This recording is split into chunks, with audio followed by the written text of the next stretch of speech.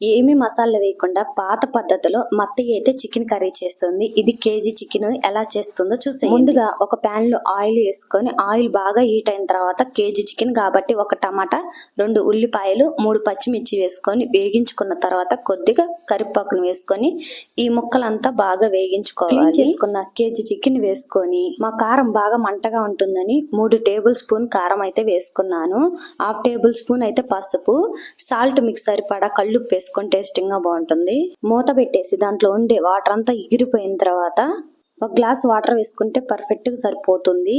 ఇప్పుడు గుజ్జంతా దగ్గర పడిన తర్వాత మనం ఇంట్లోనే ఏం మసాలా వేయకుండా ధనియాలు, కొబ్బరి, వెల్లుల్లిపాయ వేసి చెక్క వేసి దంచి పెట్టిన మసాలా టేస్ట్ మాత్రం చాలా బాగుంటుంది. ఈ మసాలా వేసుకుంటే పైన కొద్దిగా కొత్తిమీర వేసుకొని అన్నంలో కలుపుకుంటూ తింటూ ఉంటే అసలు ఎంత అంటే ఎంతో బాగుంటుంది. మీరు కూడా ట్రై చేసి ఎలా వచ్చిందో కామెంట్ బాక్స్ లో కామెంట్ చేసేసేయండి.